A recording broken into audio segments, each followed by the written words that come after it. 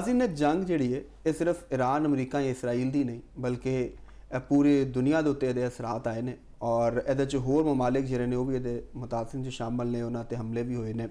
और पाकिस्तान जिहड़ा इस वक्त चूँकि एक मेज़ प्रोवाइड करता पाकिस्तान ने जिहदे च ईरान ते अमरीका दोवां दी जिहड़े वफूद ने वो बैठणगे और मुज़ाकरात करनगे। तो हुण चोर साहब कोल पुछने आ कि ਇਹ ਜਿਹੜੇ ਗੁੰਝਲ ਪਏ ਨੇ ਜ਼ਿਆਦਾ ਇਹ ਕਿਵੇਂ ਖੁੱਲਣਗੇ और ਕਿਹੜੇ ऐसे ਪੁਆਇੰਟਸ ਨੇ ਜਿਨ੍ਹਾਂ ਦੇ ਉੱਤੇ ਦੋਵਾਂ ਦਾ ਇਤਫਾਕ ਹੋ ਸਕਦਾ ਹੈ, ਕਿਉਂਕਿ ਚੋਰ ਸਾਹਿਬ ਕੋਲ ਵੀ ਬਹੁਤ ਸਾਰੀਆਂ ਰਿਪੋਰਟਸ ਨੇ ਤੇ ਉਹਨਾਂ ਕੋਲ ਗੂੜੀ ਗੱਲ ਹੀ ਪੁੱਛਣੇ ਆ ਕਿ ਮੁਜ਼ਾਕਰਾਤ ਦੇ ਹਵਾਲੇ ਨਾਲ ਕੀ ਹੈ। ਚੋਰ ਸਾਹਿਬ ਜੀ ਬੜੇ ਤੁਸੀਂ ਐਕਟਿਵ ਅੱਜ ਕੱਲ ਨਜ਼ਰ ਆ ਰਹੇ ਹੋ, ਰਾਬਤੇ ਸ਼ਾਬਤੇ ਤੁਸੀਂ ਬਾਹਰ ਵੀ ਕੀਤੇ ਨੇ, ਤੇ ਦੱਸੋ ਜ਼ਰਾ। लेकिन देखो कोई भी गल करन तो पहले ना, मैं तो अक्सर कहना हुंदा कोई गल करनी तो पहले सोचो तोलो तो फिर बोलो। तो बहुत सारिया गल्लां दा पता भी है लेकिन वो सारिया गल्लां कीतियां भी नहीं जा सकदियां। कुछ चीज़ां मैच्योर होने का इंतज़ार करना चाहिए, क्योंकि उन्हां दे उत्ते पहले अगर असीं कोई बोलने आ लबकशाई करने तो उहदे नाल गलत फहमियां पैदा होने का भी एक खतरा हो सकता है। तो एक बतौर एक तजियाकार, बतौर एक सहाफ़ी और एक जर्नलिस्ट दे ते साडा जिहड़ा इहनूं तुसीं सोचना चाहिए, सानूं सारिਆਂ ਨੂੰ बोलण लगे। और बाकी रह गई जिहड़ी गल तुसीं कि ਇਹ ਜੰਗ ਦੇ ਅੰਦਰ ਜਿਹੜੇ ਮੁਜ਼ਾਕਰਾਤ ਦੇ ਹੋ ਰਹੇ ਨੇ ਉਹਨਾਂ ਦੇ ਨਕਾਤ ਨੇ, ਇਹਦੇ ਅੰਦਰ ਦੇਖੋ ਇੱਕ ਚੀਜ਼ ਸਮਝਣ ਵਾਲੀ ਹੈ। ਸਮਝਣ ਵਾਲੀ ਚੀਜ਼ ਕੀ ਹੈ? ਉਹ ਇਹ ਹੈਗੀ ਹੈ ਕਿ ਦੋ ਜਿਹੜੀਆਂ ਤਾਕਤਾਂ ਆਪਸ ਵਿੱਚ ਲੜ ਰਹੀਆਂ ਨੇ, ਅਗਰ ਉਹ ਮੁਜ਼ਾਕਰਾਤ ਵਾਸਤੇ ਤਿਆਰ ਨੇ, ਇਟ ਮੀਨਸ ਕਿ ਉਹ ਚਾਹੁੰਦੇ ਨੇ ਕਿ ਯਾਰ ਇਹ ਮਾਮਲੇ ਨੂੰ ਕਿਸੇ ਪਾਸੇ ਲਾਈਏ। ਦੇਖੋ ਕੋਈ ਵੀ ਜੰਗ ਹੋ ਰਹੀ ਹੁੰਦੀ ਉਹਦੇ 'ਚ ਬਹੁਤ ਸਾਰੇ ਸਟੇਕ ਹੋਲਡਰ ਹੁੰਦੇ ਨੇ। ਉਹਦੇ ਅੰਦਰ ਤੁਸੀਂ ਅਗਰ ਅਸੀਂ ਵਰਲਡ ਵਿਊ ਨੂੰ ਸਾਹਮਣੇ ਰੱਖਦੇ ਹਾਂ ਤੇ ਤੁਸੀਂ ਇੱਕ ਆਇਲ ਦਾ ਹੀ ਦੇਖ ਲਓ ਕਿ ਇੰਟਰਨੈਸ਼ਨਲ ਜਿਹੜੇ ਪਲੇਅਰ ਨੇ ਆਇਲ ਦੀ ਟ੍ਰੇਡ ਕਰ ਰਹੇ ਨੇ, ਇਹ ਉਹ ਕਰ ਰਹੇ, ਉਹਨਾਂ ਨੇ ਬਿਲੀਅਨਸ ਆਫ ਡਾਲਰ ਕਮਾਏ ਨੇ ਇਹ ਸਾਰੇ ਬੁਹਰਾਨ ਦੇ ਵਿੱਚ। ਤੇ ਉਹ ਤੇ ਉਹਨਾਂ ਦੀ ਵੀ ਕੋਸ਼ਿਸ਼ ਹੋਏਗੀ ਥੋੜੀ ਜਿਹੀ ਦੇਰ ਹੋਰ ਮਾਮਲਾ ਨਿਕਲ ਆਵੇ। ਫਿਰ ਉਸ ਤੋਂ ਬਾਅਦ ਜਿਹੜੇ ਗਰੁੱਪ ਨੇ, ਵਾਰਿੰਗ ਗਰੁੱਪ ਨੇ, ਜਿਨ੍ਹਾਂ ਨੂੰ ਮੌਕਾ ਮਿਲਿਆ, ਚਾਹੇ ਉਹ ਪਾਸਦਾਰਾਨ ਵਿੱਚੋਂ ਨੇ ਜਾਂ ਜਿਹਦੇ 'ਚੋਂ ਨੇ ਜਿਹੜੇ ਆਬਨਾਏ ਹੁਰਮਜ਼ ਰੋਕ ਕੇ ਤੇ टैक्स लै रहे हैं, पैसे लै रहे हैं, तो उन्होंने भी दौलत वो भी पिछे स्टेक होल्डर होंगे, वो भी कोशिश कर रहे होंगे। कुछ जेडे ईरानी डायस्पोरा बाहर बैठा है जेडे चाहते हैं कि रजीम चेंज होए, और कुछ जेडे दीगर मुल्क ने जिन्हें जो UAE के हुक्मरान जेडे ने उन्हों का सरे फरिश्त ने, उन्होंने तो छुपाया भी नहीं गा।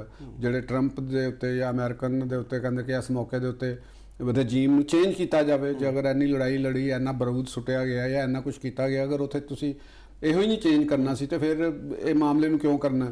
ਠੀਕ ਹੈ ਨਾ। ਉਹਦੇ ਨਾਲ ਫਿਰ ਜਿਹੜੇ ਪਾਕਿਸਤਾਨ ਦੇ ਵਿੱਚ ਮੇਰੇ ਵਰਗੇ ਤੁਹਾਡੇ ਵਰਗੇ ਲੋਕ ਨੇ, ਤੁਹਾਨੂੰ ਪਤਾ ਕੱਲ ਵਜ਼ੀਰ ਆਜ਼ਮ ਦੇ ਖਿਤਾਬ ਵਾਸਤੇ ਸਾਰਿਆਂ ਨੇ ਉਮੀਦਾਂ ਲਾਈਆਂ ਸੀ, ਲਓ ਜੀ ਤੇਲ ਸਸਤਾ ਹੋਇਆ। ਤੇ ਉਹ ਬੈਠੇ ਸਾਨੂੰ ਕੋਈ ਸਾਰੀ ਤਕਰੀਰ ਕਈਆਂ ਨੇ ਨਾ ਉਹ ਇਸੇ ਚੱਕਰ 'ਚ ਸੁਣ ਲਈ, ਸ਼ਾਇਦ ਹੁਣ ਇਤਲਾਹ ਹੁੰਦਾ, ਹੁਣ ਐਲਾਨ ਹੁੰਦਾ, ਹੁਣ ਐਲਾਨ ਹੁੰਦਾ।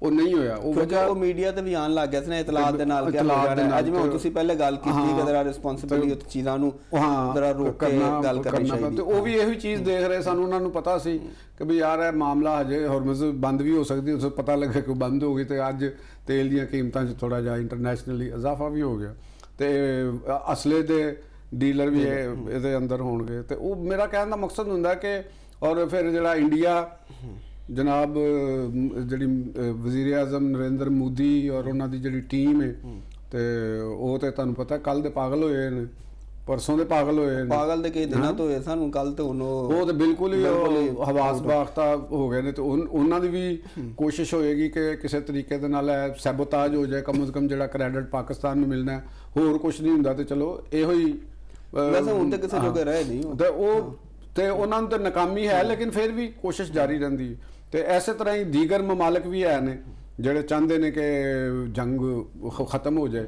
ਤੇ ਬਹਰਾਲ ਤੇ ਮੈਨੂੰ ਇਹ ਚੀਜ਼ ਨਜ਼ਰ ਆਉਂਦੀ ਹੈ ਖਾਸ ਤੌਰ ਤੇ ਜਿਹੜੇ ਉਹਨਾਂ ਦੇ ਵਾਈਸ ਪ੍ਰੈਜ਼ੀਡੈਂਟ ਨੇ, ਉਹ ਚਾਹੁੰਦੇ ਨੇ ਕਿ ਜੰਗ ਨੂੰ ਖਤਮ ਕੀਤਾ ਜਾਵੇ। ਹੁਣ ਸਵਾਲ ਹੈ ਵੇ ਕਿ ਕਿਆ ਇੱਕ ਚੀਜ਼ ਤੇ ਤੈਅ ਕਰ ਲੈਣਾ ਕਿ ਜਿਹੜੀ ਯੂਰੇਨੀਅਮ ਦੇ ਉੱਤੇ ਈਰਾਨ ਨੂੰ ਕੰਪਰੋਮਾਈਜ਼ ਕਰਨਾ ਪਏਗਾ।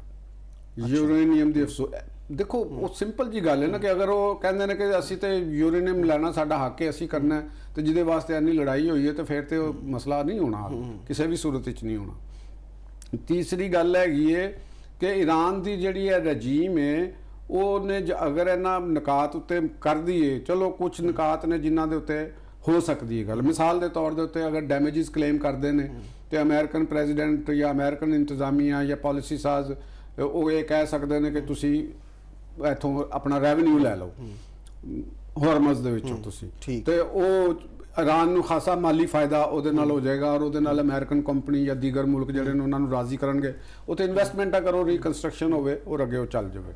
ਉਹ ਪੋਸੀਬਲ ਮੈਨੂੰ ਲੱਗ ਰਿਹਾ ਉਹਦੇ ਅੰਦਰ ਚੀਜ਼ਾਂ ਦਾ।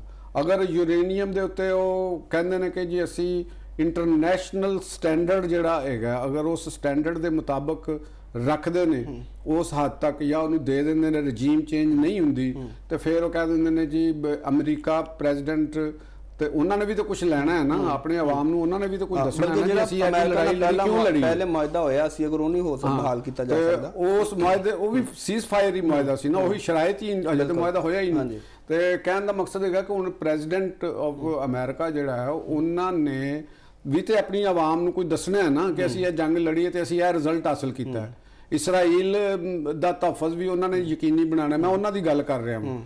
ਹੁਣ ਲੈਬਨਾਨ ਦੇ ਜਿਹੜਾ ਕੇਸ ਹੈ ਉਹ ਦਰ ਹਕੀਕਤ ਹਿਜ਼ਬੁੱਲਾ ਦਾ ਕੇਸ ਹੈ, ਠੀਕ ਹੈ ਨਾ ਜੀ। ਕਿਆ ਹਿਜ਼ਬੁੱਲਾ ਨੂੰ ਇਹਦਾ ਮਤਲਬ ਕਿ ਈਰਾਨ ਦੀ ਜਿਹੜੀ ਰਜੀਮ ਹੈ ਉਹ ਆਪਣੀ ਪ੍ਰੌਕਸੀਜ਼ ਨੂੰ ਸੇਵ ਕਰਨ ਵਾਸਤੇ ਮੁਜ਼ਾਕਰਾਤ ਕਰਨਗੇ? ਇਹ ਪ੍ਰੌਕਸੀਜ਼ ਨੇ ਨਾ, ਮਤਲਬ ਕਿ ਉਹ they are not representing the state. ਅਗਰ ਹਿਜ਼ਬੁੱਲਾ ਹੈ ਉਹ ਸਟੇਟ ਨਹੀਂ ਹੈ ਲਬਨਾਨ ਦੀ, ਅਗਰ ਹੌਸੀਜ਼ ਨੇ ਉਹ ਯਮਨ ਦੀ ਸਟੇਟ ਨਹੀਂ ਹੈਗੀ, ਉਹ ਡਿਫੈਕਟੋ ਇਕਤਦਾਰ ਹੈ ਉਹਨਾਂ ਦੇ ਕੋਲ। ਜਾਂ ਇਰਾਕ ਦੀ ਹਿਜ਼ਬੁੱਲਾ, ਅਗਰ ਈਰਾਨ ਦੀ ਜਿਹੜੀ ਮੁਜ਼ਾਕਰਾਤਕਾਰ ਨੇ ਜਾਂ ਸਟੇਟ ਹੈ ਜਾਂ ਰਜੀਮ ਹੈ ਉਹ ਅਗਰ ਇਹ ਕਹਿੰਦੀ ਹੈ ਕਿ ਸਾਡੀਆਂ ਪ੍ਰੌਕਸੀਜ਼ ਦੇ ਉੱਤੇ ਵੀ ਤੁਸੀਂ ਅਟੈਕ ਨਾ ਕਰੋ, ਤੇ ਕਿਆ ਇਹ ਦੂਸਰੇ ਫਰੀਕ ਨੂੰ ਅਮਰੀਕਾ ਔਰ ਇਸਰਾਈਲ ਭਾਵੇਂ ਉਹ ਤੁਹਾਡਾ ਦੁਸ਼ਮਣ ਹੈ, ਦੁਸ਼ਮਣ ਨਾਲ ਕੋਈ ਲੈ ਦੇ ਕੇ ਮਾਮਲਾ ਕਰਨਾ ਜੇ ਨਾ, ਤੇ ਕਿ ਦੁਸ਼ਮਣ ਦੇ ਨਾਲ ਤੇ ਫਿਰ ਭਾਵੇਂ ਤੁਹਾਡਾ ਉਹ ਦੁਸ਼ਮਣ ਹੈ ਫਿਰ ਤੇ ਲੜਾਈ ਲੜੋ, ਫਿਰ ਟਿਲ ਡੈਥ ਜੋ ਦੇਖੀ ਜਾਏਗੀ। ਫਿਰ ਉਹ ਇੱਕ ਜਿਹੜਾ ਹੈ ਵੇ ਪੁਰਾਣੇ ਰੋਮਨ ਦੌਰ ਵਿੱਚ ਐਰੇਨਾ ਦੇ ਅੰਦਰ ਜਿਹੜੇ ਗਲੈਡੀਏਟਰਸ ਲੜਦੇ ਸਨ, ਇੱਕ ਦੀ ਮੌਤ ਹੈ ਤੇ ਇੱਕ ਦੀ ਜ਼ਿੰਦਗੀ ਹੈ, ਤੇ ਫਿਰ ਤੇ ਇਹ ਇੱਕ ਰੂਲ ਬਾਕੀ ਰਹਿ ਜਾਏਗਾ।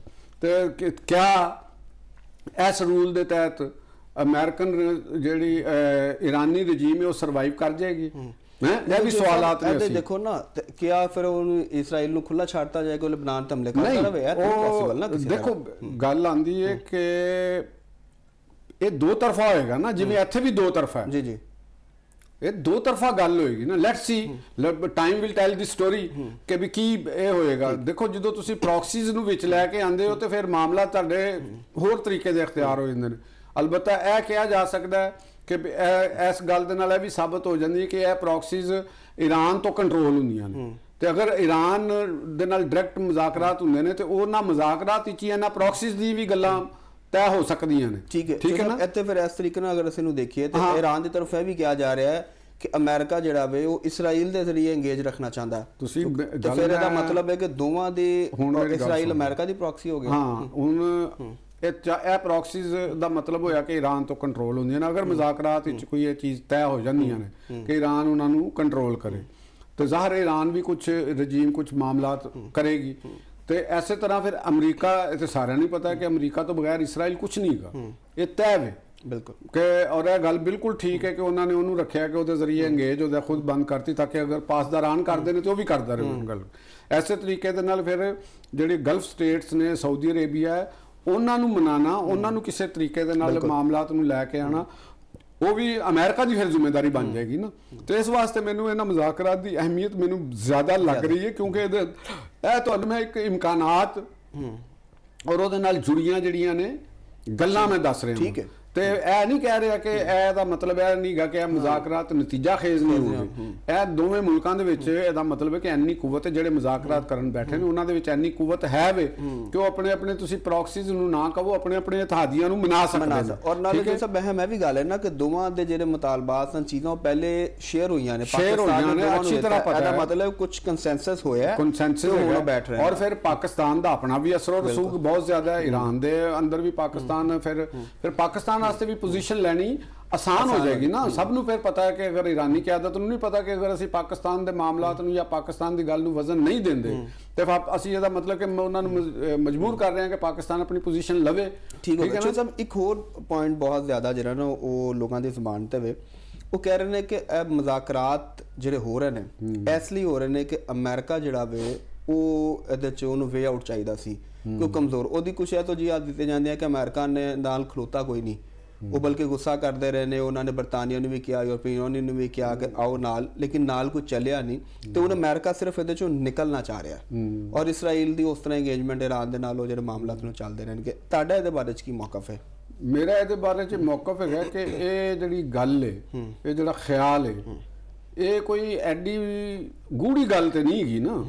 ਇਹ ਤੇ ਐਵੇਂ ਇੱਕ ਤੁਸੀਂ ਮੈਨੂੰ ਇੱਕ ਕਾਮਨ ਸੈਂਸ ਦੀ ਗੱਲ ਹੈ ਕਿ ਜਿਹੜਾ ਜੰਗ ਲੜ ਰਿਹਾ ਤੇ ਉਹ ਤਾਂ ਨਿਕਲਣਾ ਤੇ ਚਾਹੇਗਾ ਨਾ। ਇਹ ਤਾਂ ਨਹੀਂ ਕਿ ਵੀ ਉਹ ਨਿਕਲਣਾ ਨਹੀਂ ਚਾਹੇਗਾ। ਨਿਕਲਣਾ ਚਾਹੇਗਾ, ਐਸੇ ਨਹੀਂ ਨਿਕਲ ਚਾਹੇਗਾ, ਕੱਲਾ ਰਹਿ ਗਿਆ, ਕਮਜ਼ੋਰ ਹੋ ਗਿਆ।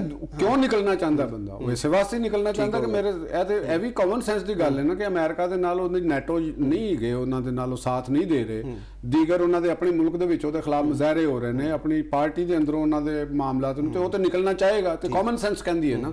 ਤੇ ਉਹਨਾਂ ਨੇ ਪਹਿਲੇ ਵੀ ਕੋਸ਼ਿਸ਼ ਕੀਤੀ ਤੇ ਉਹ ਲੇਕਿਨ ਕੁਐਸਚਨ ਇਹ ਵੇ, ਔਰ ਇਹੋ ਹੀ ਕੁਐਸਚਨ ਤੇ ਫਿਰ ਈਰਾਨ ਤੇ ਵੀ ਆਉਂਦਾ ਕਿ ਇਰਾਨੀ ਕਿਆਦਤ ਵੀ ਤੇ ਇੰਨਾ ਕੁਝ ਤਬਾਹੀ ਤੋਂ ਬਾਅਦ ਉਹਨਾਂ ਨੂੰ ਅੱਗੇ ਮੁਸਤਕਬਲ ਦੀ ਵੀ ਤਬਾਹੀ ਨਜ਼ਰ ਆਉਂਦੀ ਸੀ। ਤੁਸੀਂ ਦੇਖੋ ਨਾ ਕਿ ਐਨ ਬਲਕਿ ਐਲੀਵਨ ਥਾਰ ਜਿਹੜਾ ਨਾ ਉਹਨਾਂ ਨੇ ਵਾਅਦੇ ਤੇ ਕਿਹਾ ਕਿ ਅਸੀਂ ਕਰਨ ਵਾਸਤੇ ਤਿਆਰ ਹਾਂ। ਇਰਾਨ ਨੇ ਵੀ ਜਿਹੜਾ ਟਰੰਪ ਦਾ ਸੀ ਨਾ ਕਿ ਮੈਂ ਫਿਰ ਇੱਕ ਜਿਸ ਤਰ੍ਹਾਂ ਦਾ ਵੀ ਮੈਂ ਦੁਹਰਾਉਣਾ ਨਹੀਂ ਚਾਹੁੰਦਾ ਤੇ ਉਸ ਇਹਦਾ ਮਤਲਬ ਹੈ ਕਿ ਉਹ ਵੀ ਇਸ ਗੱਲ ਤੇ ਉੱਤੇ ਉਹਨਾਂ ਨੇ ਕਿਹਾ ਕਿ ਯਾਰ ਇਹ ਤਾਂ ਕੰਮ ਖਰਾਬ ਹੋ ਜਾਏਗਾ। ਜਿਹੜੇ ਜਿਨ੍ਹਾਂ ਦੇ ਨਾਲ ਉਹਨਾਂ ਦੀ ਰਾਬਤੇ ਹੋਣਗੇ, ਜਿਹੜੇ ਲੋਕਾਂ ਦੇ ਬਾਅਦ ਚੀਨ ਦਾ ਵੀ ਨਾਂ ਆ ਰਿਹਾ, ਰਸ਼ੀਆ ਦਾ ਵੀ ਨਜ਼ਰ ਆ ਰਿਹਾ, ਤੇ ਉਹਨਾਂ ਨੇ ਵੀ ਉਹਨਾਂ ਨੂੰ ਸਮਝਾਇਆ ਹੋਣਾ ਕਿ ਵੀ ਭਾਈਜਾਨ ਕੰਮ ਖਰਾਬ ਹੋ ਜਾਣਾ ਜੇ, ਤੇ ਫਿਰ ਤੁਸੀਂ ਵੀ ਕੋਈ ਮੰਨੋ ਕੁਝ ਦਿਨ ਤੇ ਲਵੋ ਨਾ, ਅੱਗੇ ਵਕਤ ਤੇ ਕੱਢੋ ਨਾ, ਫਿਰ ਦੇਖਦੇ ਆ ਨਾ ਵੀ ਕੀ ਗੱਲ ਹੁੰਦੀ ਹੈ ਕੀ ਨਹੀਂ ਹੁੰਦੀ। ਥੋੜਾ ਜਿਹਾ ਤੁਸੀਂ ਬੈਠੋਗੇ, ਪਾਣੀ ਪੀਓਗੇ, ਸਾਹ ਲਵੋਗੇ, ਦੁਬਾਰਾ ਉੱਠ ਕੇ ਤਲਵਾਰ ਫੜਨੀ, ਜੰਗ ਕਰਨੀ, ਥੋੜਾ ਜਿਹਾ ਟਾਈਮ ਲੱਗਦਾ ਹੈ, ਸਾਹ ਲੈ ਲੈਂਦਾ ਦਿਮਾਗ, ਥੋੜਾ ਜਿਹਾ ਨੁਕਸਾਨਾਤ ਨੂੰ ਸੋਚਦਾ ਹੈ। ਤੇ ਲਿਹਾਜ਼ਾ ਇਹ ਗੱਲ ਕਹਿਣਾ ਕਿ ਜੀ ਉਹ ਵੀ ਜਾਨ ਛੋੜ, ਇਹਦਾ ਮਤਲਬ ਇਹਦਾ ਵਾਟ ਇਜ਼ ਮੀਨ, ਇਹਦਾ ਕੀ ਮਤਲਬ ਹੈਗਾ? ਵੀ ਹਰ ਬੰਦਾ ਕਹਿੰਦਾ ਯਾਰ ਮੈਂ ਜੰਗ ਚੋਂ ਨਿਕਲਾ, ਜਿਹੜਾ ਲੜਾਈ ਜਿਨ੍ਹਾਂ ਦੀਆਂ ਦੁਸ਼ਮਣੀਆਂ ਨੇ, ਬੰਦੇ ਮਰੇ ਨੇ, ਤੇ ਉਹ ਵੀ ਕਹਿੰਦੇ ਨੇ ਕਿ ਯਾਰ ਅਸੀਂ ਕਿਸੇ ਤਰੀਕੇ ਦੇ ਨਾਲ ਸਾਡੀ ਸੁਲਹ ਹੀ ਕਰਾ ਦਿਓ। ਇਹਦੇ ਵਿੱਚ ਮੈਂ ਇਹ ਗੱਲ ਕਰ ਰਿਹਾ ਹਾਂ ਕਿ ਜਿਹੜੀਆਂ ਨੈਟੋ ਦੀਆਂ ਫਰਾਂਸ, ਜਰਮਨੀ ਜਾਂ ਖਾਸ ਤੌਰ ਤੇ ਬਰਤਾਨੀਆ ਔਰ ਫਰਾਂਸ, ਚੀਨ, ਰੂਸ, ਦੇਖੋ ਇਹਨਾਂ ਤਾਕਤਾਂ ਦਾ ਵੀ ਕੰਮ ਸੀ ਕਿ ਤੁਸੀਂ ਸੁਲ੍ਹਾ ਦੀ ਤਰਫ ਆਂਦੇ। ਇਹਨਾਂ ਨੇ ਸੁਲ੍ਹਾ ਨਹੀਂ ਕੀਤੀ, ਇਹਨਾਂ ਨੇ ਉਧਰ ਨਹੀਂ ਆਏ। ਮੇਰੀ ਇਹਦੇ 'ਚ ਇਹ ਰਾਏ ਵੇ ਕਿ ਇਹ ਥੋੜਾ ਜਿਹਾ ਜੰਗ ਨੂੰ ਫੈਲਾਉਣ ਦੇ ਅੰਦਰ ਇਹਨਾਂ ਦਾ ਆਪਣਾ ਰੋਲ ਵੀ ਵਿੱਚ ਹੈ, ਕਿਉਂਕਿ ਚੀਨ ਦਾ ਤੇਲ ਆ ਰਿਹਾ ਸੀ, ਚੀਨ ਨੂੰ ਕੋਈ ਮਸਲਾ ਨਹੀਂ ਸੀ, ਉਹਦਾ ਤੇਲ ਨਿਕਲ ਰਿਹਾ ਸੀ।